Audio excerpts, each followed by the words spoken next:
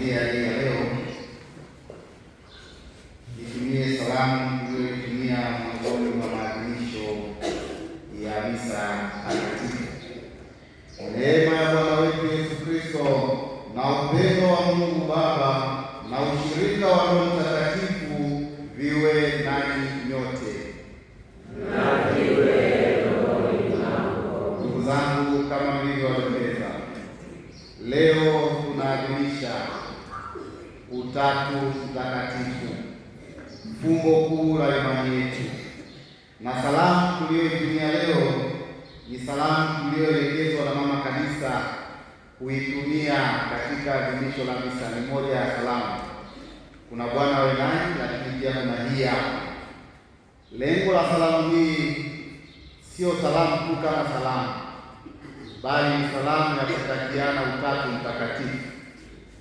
Unaona, Utatu Mtakatifu wote umetajwa hapa: neema ya Bwana wetu Yesu Kristo, upendo wa Mungu Baba, ushirika wa Roho Mtakatifu viwe nanyi, na nyinyi mnasema na viwe rohoni mwako. Tunatakiana Utatu Mtakatifu. Kumbe leo ni siku ya kutakiana Utatu Mtakatifu. Utatu Mtakatifu ni kitu gani? Utatu Mtakatifu, ndio maana wanaupenda wimbo mmoja wa Utatu Mtakatifu unaoimbwa usifiwe Utatu Mtakatifu na umoja usiogawanyika. Utatu Mtakatifu ni umoja usiogawanyika. Ni fungo kubwa sana ambalo kwa akili ya kibinadamu huwezi kulielewa. Hata ikitokea siku moja padri yoyote ama mkufunzi yoyote amefundisha juu ya Utatu Mtakatifu na ikaonekana umeuelewa Utatu Mtakatifu, ujue una makosa mengi. Hauwezi ukauelewa Utatu Mtakatifu. Katika masimulizi ya mapokeo tunasimuliwa kuhusu Mtakatifu Agustino ambaye alikuwa ni msomi maarufu, alikuwa ni mhubiri maarufu pia baada ya kuongoka, lakini alikuwa pia askofu na ni mwalimu wa kanisa. Mtakatifu huyu katika maisha yake ya imani, kwa maana alikuwa na shauku kubwa baada ya kuijua imani na kuipokea imani, akawa anatamani kuuelewa Utatu Mtakatifu. Anasoma maandiko mbalimbali, anatafakari sana. Siku moja akiwa anatafakari hivyo hivyo, akiwa anatembea ufukweni mwa bahari, akamkuta mtoto mmoja mdogo amechimba kashimo makubwa, kashimo kadogo pale ni mchanga, nikachimba, alafu ana kopo lake, anachota maji baharini, anamwambia nikae kashimo. Mtakatifu akamuuliza, wewe mtoto unafanya nini? Akasema, nataka nihamishe bahari hii niilete hapa kwenye kashimo hili, kashimo mimi mwenyewe. Mtakatifu Agustino akasema, haiwezekani. Akasema, vivyo hivyo na wewe unapotaka kuelewa Utatu Mtakatifu haiwezekani, kwa sababu akili yako ni ndogo. Utatu Mtakatifu ni mkubwa, hauwezi ukajaa kwenye akili yako. Ndugu zangu wapendwa, hatuwezi tukaelewa. Ndio maana ni fumbo la Utatu Mtakatifu. Mungu mmoja katika nafsi tatu, nafsi tatu katika Mungu mmoja. Nafsi tatu za Mungu hizo ni Baba, Mwana na Roho Mtakatifu. Baba ni sawa na Mwana, Mwana ni sawa na Roho Mtakatifu, Roho Mtakatifu ni sawa na Baba, Roho Mtakatifu ni sawa na Mwana, hivyo hivyo. Na hakuna aliye mkubwa wala hakuna aliye mdogo. Mungu yuko mmoja, nafsi tatu. Havieleweki ndugu zangu, huwezi kuvielewa, mtakuchanganya akili. Nachoomba tu siku ya leo ambacho tunaweza kukifanya na tunaalikwa na yeye mwenyewe, Mungu mmoja katika nafsi tatu, tuwe na umoja usiogawanyika. Tuwe na umoja usiogawanyika. Kwa sababu Utatu Mtakatifu ni umoja usiogawanyika. Alipo Baba, yupo Mwana, yupo Roho Mtakatifu. Na hata Yesu mwenyewe siku moja aliwaambia wanafunzi wake na wafuasi wake kwamba mtu akinipenda atazishika amri zangu. Nasi nami nitampenda. Nasi tutakuja kwake, tutakaa ndani yake. Yaani Roho Mtakatifu, yeye mwenyewe Yesu na Mungu Baba wanakaa ndani ya mtu ambaye ameonyesha upendo mkubwa kwao. Na ndio tunachotakiana hiki leo, kila mmoja awe na Utatu Mtakatifu. Yaani kila mmoja awe na umoja usiogawanyika. Nafsi yako iwe na umoja usiogawanyika. Familia yako iwe na umoja usiogawanyika. Jumuiya yenu iwe na umoja usiogawanyika. Parokia yetu iwe na umoja usiogawanyika. Na ulimwengu wetu uwe na umoja usiogawanyika. Na huo ndio utimilifu wa utakatifu wenyewe. Huo umoja usiogawanyika. Labda swali la kujiuliza. Kila mmoja. Je, nafsi yako imegawanyika? Familia yako imegawanyika? Parokia yako imegawanyika? Jumuiya yako imegawanyika? Ama ina umoja? Na ndio tunachomuomba Mungu leo. Kila mmoja aombe anapoondoka huko ndani, nafsi yake iwe na umoja, familia yake iwe na umoja. Tuombe na familia zetu, tuombe na jumuiya zetu ziwe na umoja, tena usiogawanyika. Kumbe kila mmoja awe na umoja usiogawanyika. Umoja wa kitu gani huo? Umoja ambao tunaozungumzia hapa ni umoja na Mungu. Nafsi yako iwe na umoja na Mungu, familia yako iwe na umoja na Mungu, jumuiya yako iwe na umoja na Mungu, parokia yetu iwe na umoja na Mungu, na ulimwengu wetu uwe na umoja na Mwenyezi Mungu. Hapo tutakuwa na utimilifu wa utakatifu. Wapendwa ndugu zangu, ufunuo wa Mungu mmoja mwenye nafsi tatu, ama ukweli huo wa Mungu mmoja mwenye nafsi tatu, sio ugunduzi wa mwanadamu, sio utafiti wa kibinadamu, bali ni ufunuo wa Mungu mwenyewe kwa watu wake. Na ufunuo huu upo milele yote, hata kabla ya kuumbwa ulimwengu.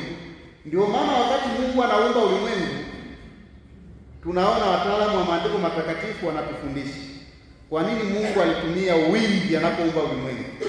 Mungu alikuwa mwenyewe anaumba ulimwengu, hamna chochote, pasipo chochote Mungu aliumba kila kitu.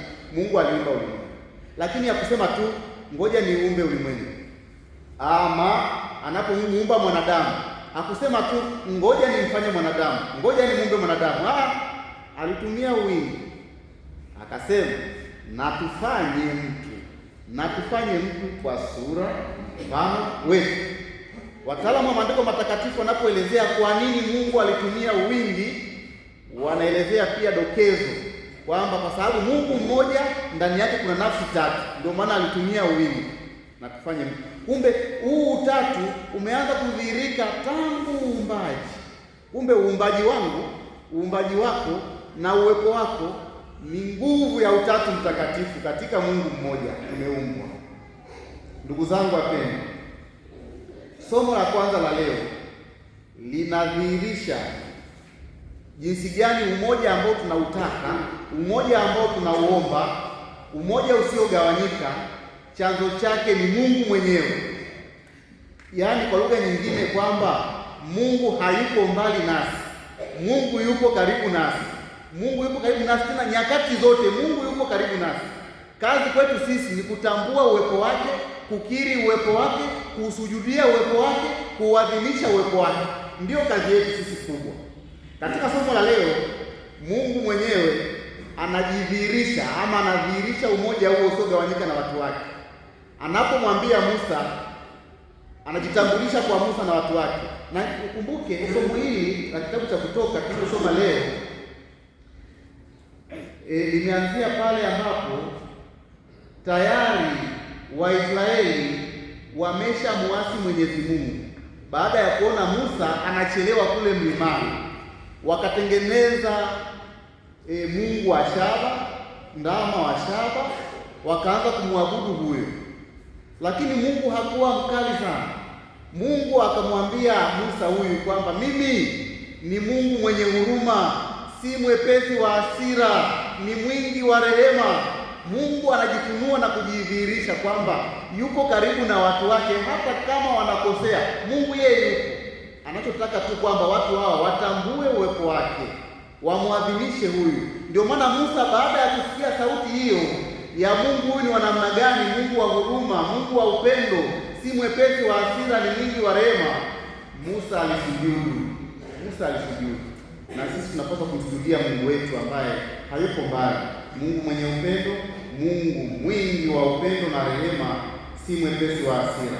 Ndugu zangu, tunaweza kidogo tukajifunza na kuiga na kushangaa na kuabudu na kuadhimisha upendo mkubwa wa ajabu wa Mungu huyu mmoja katika nafsi tatu katika wimbo wa katikati.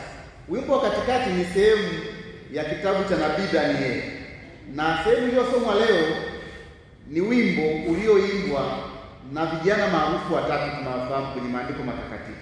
Vijana hao ni Shadrach, Meshach na Abednego. Hao vijana watatu walilazimishwa wamwache Mungu, walilazimishwa waachane, waache umoja wao na Mungu wao ili waabudu miungu mingine, kwa kutishiwa mateso, kwa kutishiwa kifo. Lakini watu hawa vijana watatu walisema hawawezi wakauacha muunganiko wao na Mwenyezi Mungu, hawawezi kumwacha Mungu wa kweli. Wakatumbukizwa kwenye tanuru la moto. Wakiwa watatu pale tanuru la moto, watu walichokishangaa pale, waliwaona wale watatu wana kwenye moto, lakini wakaona na mtu mwingine wa nne kwenye ule moto ule, na wanasema mtu huyo wa nne ni mfano wa mwana wa Mungu. Unaona, hao vijana watatu hawakuwa peke yao, walikuwa na Mungu aliyemkumbatia, walikuwa na Mungu aliyemwamini, walikuwa na Mungu aliyemthamini. Ndio maana katika maumivu ya ule moto mkali waliimba kama mlivyoitikia vizuri leo katika wimbo huu wa katikati, wastahili kusifiwa na kutukuzwa milele. Wakataja sifa kuu za Mungu, wakamshangilia Mungu wakiwa kwenye matatizo. Ndugu zangu, kwa bahati mbaya niwaambie jambo moja, sisi binadamu tunapokutana na matatizo magumu, tunapokutana na changamoto ngumu, huwa tunakata tamaa pengine na kumwacha Mungu na kuona mbona Mungu anisaidii, mbona Mungu huyu hayupo, mbona Mungu huyu ameniacha. Katika maisha kuna baadhi ya watu wamekutana na magumu ya ugonjwa, wakaacha umoja na Mungu, wakamwacha Mungu, wakaenda kwa waganga wa kienyeji. Wamekutana katika magonjwa, wakaacha kusali. Wengine wamekutana katika hasara ya biashara, anaona mbona mimi Mungu huyu namtolea sadaka, Mungu huyu namtolea zaka, mbona mimi kanisani naenda, mbona jumuiani naenda, mbona usafi nafanya, kwa nini napata hasara kwenye biashara yangu, kwa nini hela zangu zinapotea? Katika matatizo hayo wanamwacha Mwenyezi Mungu. Vijana hao watatu katika wimbo huu wa katikati watukumbushe leo kwamba tunapaswa kuona uwepo wa Mungu katika mazingira yote. Mungu hatuachi hata mara moja. Mungu ataendelea kuwa pamoja nasi, na Mungu akiendelea kuwa pamoja nasi, tutamwadhimisha, tutamsifu, tutamtukuza. Katika somo la pili vile vile, Mtume Paulo anawaaga Wakorintho. Ni barua yake hii, waraka wake huu wa pili. Wakorintho walikuwa katika nyakati hizo hizo za mgawanyiko, nyakati za fitina, nyakati za mateso, walikuwa katika mgawanyiko mbaya. Ndipo anapowaandikia ujumbe wake huu, anawaambia muwe na nia moja, mnie mamoja, anawatia moyo. Lakini zaidi anasema ili wawe na umoja hao watu, lazima awatakie Utatu Mtakatifu, waige umoja wa Utatu Mtakatifu. Ndio hata hii salamu imetokea hapo hapo. Amani ya Bwana wetu Yesu Kristo, upendo wa Mungu Baba, ushirika wa Roho Mtakatifu vikiwa ndani yenu, vikikaa kwenu, malumbano hayatakuwepo, mgawanyiko hautakuwepo, changamoto hizi zitapita. Ndugu zangu, ukisoma injili ya leo ama ukisikia kama tulivyosikia injili ya leo, inaonyesha kilele na utimilifu wa Utatu Mtakatifu ambao zao lake ni upendo usiopimika, upendo wa ajabu. Angalia Mungu alivyoupenda ulimwengu, akamtoa mwanaye wa pekee ili aje ulimwenguni, sio kwa sababu ya kuhukumu ulimwengu, kwa ajili ya kuokoa ulimwengu. Upendo wa ajabu. Na hapa nilikuwa nasoma mwandishi mmoja akawa anajaribu kuelezea tuone ule upendo wa Utatu Mtakatifu. Anasema upendo wa Baba ukamleta Mwana, upendo wa Baba na Mwana ukamleta Roho Mtakatifu, na upendo wa Baba, upendo wa Mwana upendo wa Roho Mtakatifu ambao viko pamoja katika umoja wa kudumu milele yote, vyote vinakuja kwa amevitoa, vinakuja kwa mwanadamu anayemwamini. Yaani Utatu Mtakatifu unakaa ndani mwetu, ni upendo, anaamua kumimina. Aliamua mwanzoni katika Agano la Kale, mnakumbuka, Mwenyezi Mungu mwenyewe alikuwa analiongoza taifa lake. Mwenyezi Mungu mwenyewe aliwapatia amri zake. Mwenyezi Mungu mwenyewe aliwatia moyo. Mwenyezi Mungu mwenyewe walipokosea aliwaadhibu, walipoomba msamaha akawasamehe Mwenyezi Mungu mwenyewe. Lakini ikaonekana kwamba mwanadamu huyu anashindwa kuona uwepo wa Mungu vizuri. Anaona Mungu huyu yuko mbali. Mungu yuko mbali, yuko mlimani, yuko mbinguni. Mungu huyu yuko mbali. Mungu akaona sasa yeye mwenyewe sasa ashuke, umwilisho, ashuke, achukue mwili wetu, aishi maisha yetu, ale chakula chetu, apate mateso yetu, akae pamoja nasi ili tumuone kwa ukaribu zaidi. Lakini mwanadamu huyu bado akaona Mungu huyu mbona kama bado yuko mbali. Yesu huyu anamtegemea Yesu, anamta Yesu katika, anajiona yeye mwenyewe ndani yake kwamba Mungu huyu mbona yuko mbali. Sasa Mungu kuonyesha kwamba hayuko mbali, Yesu Kristo mwenyewe aliwaambia wanafunzi wake, sitawaacha ninyi yatima, naja kwenu, japo hamtaniona, lakini nitakuwa pamoja nanyi. Nitawaleteeni Roho Mtakatifu ambaye atawakumbusha na kuwafundisha yote. Kumbe yeye akapaa akaenda mbinguni, tumesherehekea kupaa kwa Bwana, na baadaye akamshusha Roho Mtakatifu. Ndio Dominika iliyopita, kwamba kwa njia ya Roho Mtakatifu aliyemiminwa ndani ya wale waliompokea, Mungu sasa hayuko pembeni, hayuko kando kando, hayuko mbali, yupo ndani ya kila mtu aliyempokea Roho Mtakatifu. Kwa maana alipo Roho Mtakatifu yupo Yesu, alipo Roho Mtakatifu yuko Mungu mwenyewe. Kumbe sisi ni sehemu ya Mungu mwenyewe. Yaani mwanadamu huyu amepewa hadhi, amepewa heshima, amepewa uwezo, amepewa ile kuwa Mungu mwingine, tuseme kuwa Mungu mwingine, kuwa Kristo mwingine. Kumbe Utatu Mtakatifu upo ndani yetu, ndugu zangu. Utatu Mtakatifu tangu uumbaji tumeumbwa kwa Utatu Mtakatifu. Katika ubatizo wetu tumebatizwa kwa Utatu Mtakatifu. Katika kipaimara tumeukiri Utatu Mtakatifu. Tunapokuwa viongozi wa kanisa tunakula kiapo kwa Utatu Mtakatifu. Tunapata baraka kwa Utatu Mtakatifu. Hata mashemasi wanapopewa daraja la ushemasi ni kwa lazima wakiri Utatu Mtakatifu. Ndio maana kabla ya kupata ushemasi unakiri imani. Kwanza kabla ya ubatizo unakiri imani. Unapokiri imani unaudhihirisha na kuadhimisha Utatu Mtakatifu. Ndio maana nasema wasadiki kwa Mungu Baba Mwenyezi, watu wanasema nasadiki. Wasadiki kwa Yesu Kristo, nasadiki. Wasadiki kwa Roho Mtakatifu, nasadiki. Na sisi kwa mfano unapokuwa shemasi, hauwezi kupewa daraja ya ushemasi. Lazima udhihirishe kwamba bado unasadiki. Lazima usali ile sala ya kanuni ya imani. Sala ya nasadiki ile, lazima ukiri imani. Katika upadrisho pia lazima tena uikiri imani. Na maaskofu nao katika waskofu wao lazima nao waikiri imani. Hivyo hivyo mpaka mwisho wa maisha yetu lazima tuikiri imani. Na kwa njia ya kuikiri imani tunaadhimisha Utatu Mtakatifu. Kumbe ndugu zangu, katika maisha yetu kila jambo tunalofanya tuhakikishe linaongozwa na Utatu Mtakatifu. Ndio maana uzuri wa kanisa letu Katoliki limetujengea mazingira na kutufundisha tamaduni ambazo tutauenzi Utatu Mtakatifu kila siku ya maisha. Kila siku tunapaswa kuenzi. Na sio kila siku, kila mara. Ndio maana sisi tulipofundishwa ukiamka asubuhi lazima usali mshukuru Mungu. Na unapoanza kusali lazima usali kwa jina la Baba na la Mwana na la Roho Mtakatifu. Lazima utaje Utatu Mtakatifu. Kabla ya kula chakula lazima usali ile sala kwa jina la Baba na la Mwana na Roho Mtakatifu. Mungu tubariki sisi. Ukimaliza kula tunasali tena kwa jina la Baba na la Mwana na Roho Mtakatifu. Tunakushukuru Mungu kwa chakula. Unapotaka kuanza kazi yoyote lazima uite Utatu Mtakatifu kwa jina la Baba, Mwana na Roho Mtakatifu. Na zaidi sana kanisa likatuongezea sala nyingine, atukuzwe Baba na Mwana na Roho Mtakatifu. Sala rahisi Sala fupi, hata ukiwa mvivu, kwa wale wavivu. Kwa wale ukiwa mvivu sana, basi ufanye kitu. Unaukiri Utatu Mtakatifu.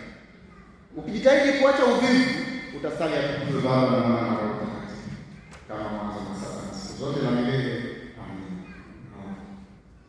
Unaposali sala hizi zina nguvu, zinamwalika Roho Mtakatifu. Lakini tunaposali sala hizi, sisi Wakristo wa Katoliki lazima tuhakikishe tuna muunganiko nazo. Haiwezekani unaukiri Utatu Mtakatifu alafu maisha yako yapo kinyume na Utatu Mtakatifu. Utatu Mtakatifu unataka uwe na umoja na Mungu. Kabla ya kupoteza Sabato yetu ambayo niwaomba sana leo tunapoondoka kwenda Sabato, nafsi zetu ama roho zetu zinapoukiri Utatu Mtakatifu, je, Utatu Mtakatifu umo ndani yake? Kila mtu atafakari. Mimi nitafakari na wewe utafakari. Je, unaposema kwa jina la Baba na la Mwana na Roho Mtakatifu, nguvu hiyo imekaa, umeipokea ndani yako? Tutafanya sadiki baadaye hivi, tutakiri imani. Je, hiyo imani hiyo inakaa ndani yako ama ni maneno tu? Tumsifu Yesu. Nafsi yako ina muunganiko na nafsi tatu za Mwenyezi Mungu.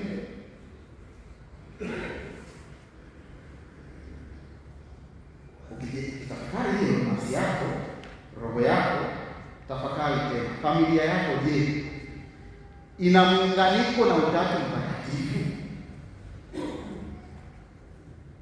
Ukitaka ujue Utatu Mtakatifu, ili pengine neno linakuwa hapo, tutumie umoja usiogawanyika. Nafsi yako ina umoja na Mungu, familia yako ina umoja na Mungu, jumuiya yako ina umoja na Mungu. Wewe ni chanzo cha umoja na Mwenyezi Mungu.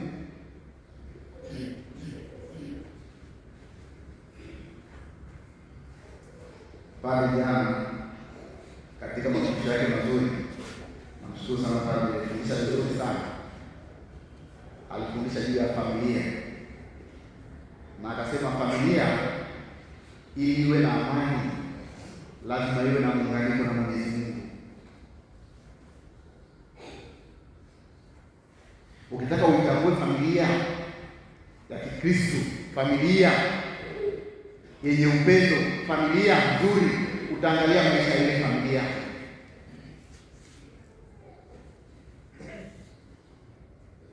Akatoa mfano mingi. Akasema kwenye familia kuna familia nyingine unakuta baba asipokuwepo ndio familia inakuwa na amani.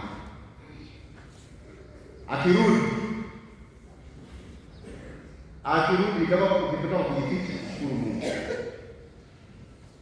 Akasema tuna familia nyingine unakuta mama kila siku ni kelele, mama akiugua mnashukuru Mungu.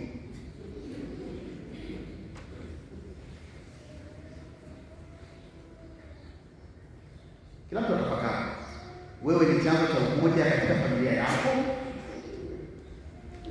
Ni chanzo cha amani katika familia yako?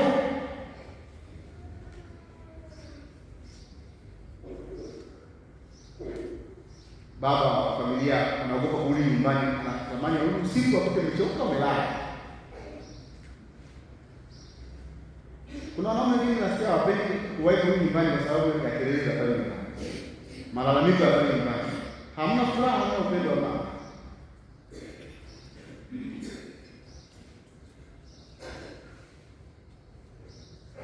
Kumbe kila mmoja anatumwa leo kwenda kuwa chanzo cha umoja katika familia yake. Japokuwa ni jambo gumu kidogo, kwa sababu mtu mwenye kelele nyingi, kama mama mwenye kelele nyingi, mpaka ajitambue kama yeye ndio mwenye kitu nyumbani.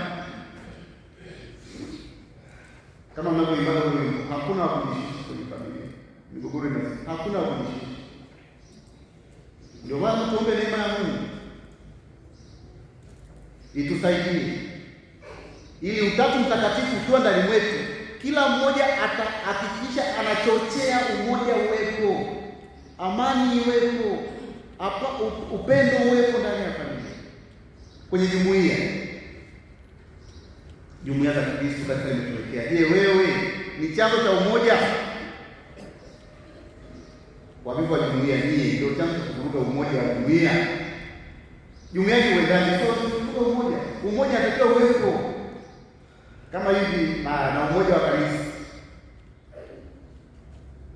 Tunahitimisha mwezi wa Rozari leo. Majana Baba Mtakatifu amesali rozari na alitualika sali rozari pamoja naye kuanzia saa 1 hivi. Amesali rozari kwa lengo la kuombea amani duniani kwa sababu ya vita mbalimbali vinavyoendelea. Mnaangalia bei ya mafuta imepanda, ugumu wa maisha umeongezeka kwa sababu ya vita hivyo vinavyoendelea. Lakini namshukuru Baba Mtakatifu Leo wa 14 ambaye tangu vita imeanza hajakaa kimya, amepaza sauti yake kwamba watu waweke silaha chini, wapatane. Amekuwa akisali na kuomba, na amealika jana hiyo kusali, na Mwenyezi Mungu akawa amejibu sala ile. Kama nafuatilia vizuri, amejibu sala ile hata kabla hawajaanza kusali Baba Mtakatifu na Rozari. Utaangalia wale wanaopigana vita tayari wakawa wamekubali mazungumzo na kufungua milango fulani kule ya bahari. Mungu anajibu sana. Cha msingi tuwe na imani. Kumbe niwaalike ndugu zangu, tusali pia kuombea ulimwengu, lakini pia kuombea familia zetu na jumuiya zetu.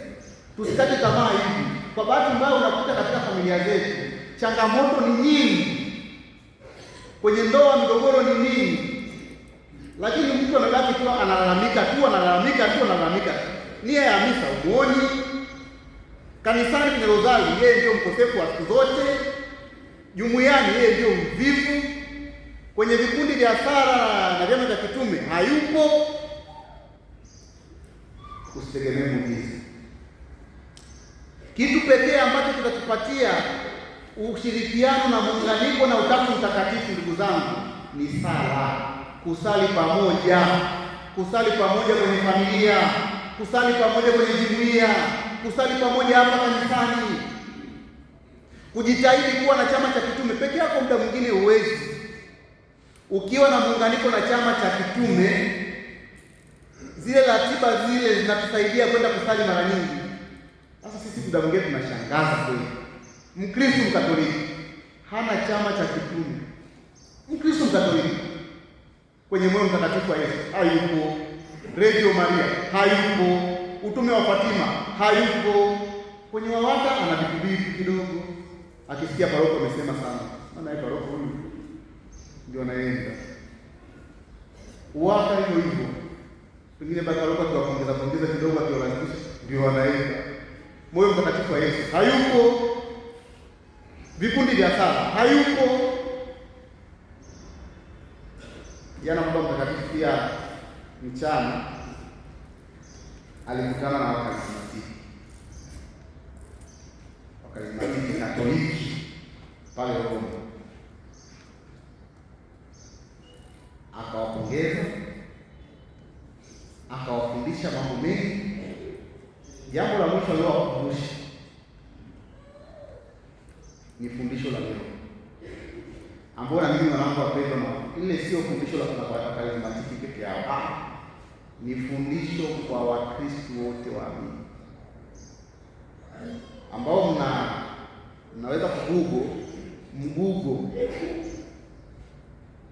mahubiri ya Baba Mtakatifu Leo wa 14 akiongea na wakarismatiki, watakuletea au wale wanatumia hapo za AI pia, sababu watu wengine siku hizi wavivu wanatumia AI na nini. AI ile pia ukiandikia itakuletea. Sehemu ya mwisho kabisa ya mafundisho ya Baba Mtakatifu, aliwafundisha wakarismatiki hapa wajitahidi kulinda umoja na kanisa,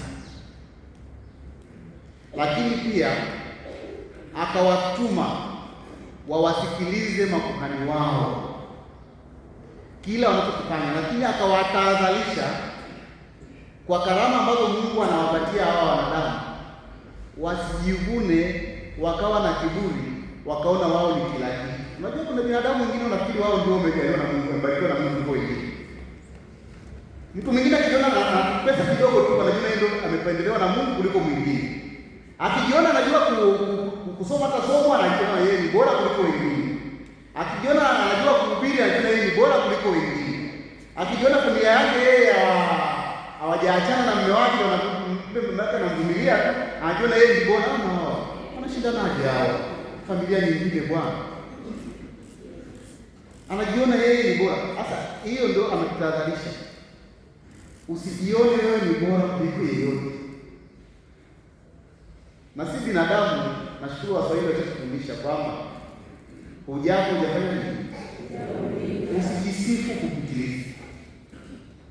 Ukajiona wewe ndio na imani kuliko mwingine. Kanisa zima, kanisa bila mimi, aliyekwambia kanisa bila wewe halina. Kufa uone kama kanisa litabaki. Tusijivune. Umoja ambao usiogawanyika ni umoja ambao hauna majivuno. Mimi ndio nimetoa sadaka kubwa kuliko wote. Yaani watu hao wanatoa kichele, mimi ndio natoa noti. Unajiona wewe ndio bora. Pengine wewe ndio noti yako ndio umetoa kidogo kuliko wengine. Wewe fikiria mtu ana kipato kidogo. Mtu anauza nyanya, anauza vitumbua, anauza mandazi, anatoa shilingi 1,000 ama anatoa shilingi 5,000. Na wewe umejaliwa kwenye biashara yako. Umepata faida 400,000, 500,000 na wewe unatetea 10,000 hapo. Wewe si msanii tu wa kawaida wewe. Usijisifu na kujivuna ndugu yangu.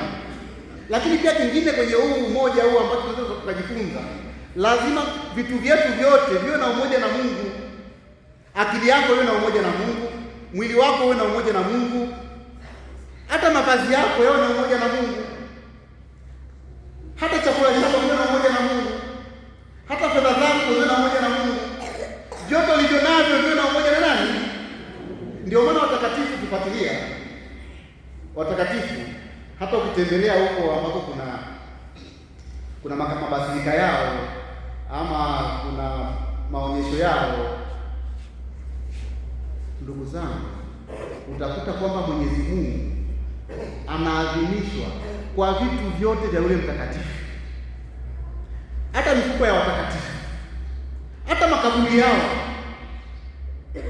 Ndio maana watakatifu, ukisali kwenye kaburi la mtakatifu kwa imani unajibiwa Mungu. Kaburi lake tu, hadi kaburi lake nao lina muunganiko na Mungu. Nguo za watakatifu huwa zinagombaniwa, hadi kupata hata kauzi kama mtakatifu. Unajua unaposoma masalia ya watakatifu, na nashukuru Padri Joseph kutetea masalia ya mtakatifu Karo Akuti hapa tutasali mbele yake. Wanaposema masalia ya mtakatifu, mnafikiri kitu gani? Hata nywele yake tu ina muunganiko na Mungu. Ukipata nywele yake tu, hata uzi wa nguo yake tu, ndio maana zinagombaniwa hata hizo nguo hizo. Kumbe yale masalia ya watakatifu wao wanachukua vitu vile ambavyo watakatifu walivitumia. Nguo yake hata uzi tu wanakatakata. Unajua dunia nzima kugawana masalia ya watakatifu, mtakatifu mmoja sio kazi rahisi. Nguo zake ukipata kauzi tu, kupitia kauzi yako Mungu anakutendea. Kwa sababu vitu vya mtakatifu vyote vimeungana na Mungu. Je, wewe tukuulize swali. Nywele zako zimeungana na Mungu? Ukitaka kujua nywele zako zimeungana na Mungu maana yake nini? Uweze kusuka nywele za 50,000. Alafu wewe hata zako ukipi. Yaani msuka nywele za 50,000, Mungu huwa unampa 1,000. Nywele zako zitakuwa na muunganiko na Mungu wewe. Unavaa nguo za laki. Alafu ujenzi wenyewe walipa mabati pale kutoka. Wewe una muunganiko na Mungu wewe. Hizo nguo zako zina muunganiko na Mungu. Wengine shida mabegi ya nguo ndani ya nyumba, mabegi ya nguo nyingi za bei tu. Tumsifu Yesu. Tuwaige watakatifu. Tuunganishe vitu vyetu vyote viwe katika umoja na Mwenyezi. Unakuta wengine ngoja wape dunia mfano mwisho hivi ama kielezo. Biashara zao zina muunganiko na TRA. Ila hazina muunganiko na zaka Sababu kwenye TRA anatoka uaminifu. Sababu TRA inakupigia hesabu na unafanya auditing. TRA imetoa nyingi kuliko kanisani. Hebu wafanya biashara mjiulize. Kati ya kanisani na TRA watu upeleke hela nyingi. Jiulize tu mwenyewe. Kati ya TRA na Mungu nani amepewa hela nyingi? Jiulize. Hata wafanyakazi wa serikali wa wingi wanapounda hela zao nyingi. Ni watu wanasema juu ni NSSF sijui. Huko ndio tunapata asilimia fulani ndio NSSF. Asilimia fulani inaenda bima ya afya. Asilimia fulani mkopo sijui wanalipia mkopo waliosomesha. Wengine asilimia milioni inaenda kwa Mungu. Akijitahidi sana ataweka 10,000 kwenye kadi ya zaka. Hiyo siku ya zaka. Tutakagua za walimu na watu wanaolipa mshahara tuone. Hebu piga hesabu muone lazima nyingi zinaenda wapi? Ni kwa Mungu ama TRA na sehemu nyingine?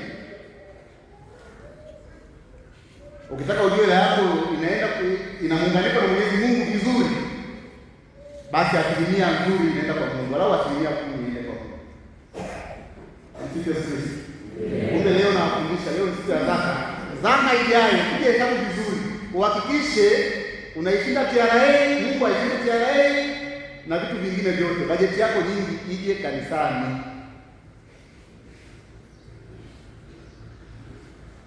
Mtu mwingine akipewa kufanya usafi nyumbani kwake anafanya vizuri. Kanisani anafagia roho, unamuona anakuja na yeye rumu, anafagia hapa na kamuja kitumika hivi, wameshaniona anawahi kwa biashara yake. Watu wanafanya usafi vizuri zaidi nyumbani kwako na dukani kwako au kanisani. Kwa Mungu au kwa tupunguze na tuache ubinafsi. Tuwe katika umoja. Vitu vya jamii tuvifanye vizuri. Vitu vya kanisa tuvifanye vizuri. Msifu Kristo. Hata matoleo inakuwa kama ile ya Kaini. Mahindi mazuri. Mahindi hayo pesa ndio tukane mavuno na kale tukane mavuno. Unaona? Tumani kwa kufagia kwa mwisho kule, haya ndio kanisani na yeye. Msifu Kristo. Changamoto hiyo ndugu zangu. Kuishi umoja, sio gawanyiko. Kuishi Utatu Mtakatifu. Lazima tumtangulize Mungu. Vya Mungu tufanye vizuri zaidi kuliko kwingine kokote. Kwa maana mwisho wa siku tutabaki na Mungu tu. Mwisho wa siku vyote vinaondoka. Tunabaki ni sisi na Mungu tu. Kumwombe Mungu atujalie tuwe na umoja usio gawanyika. Tusimame tukilima.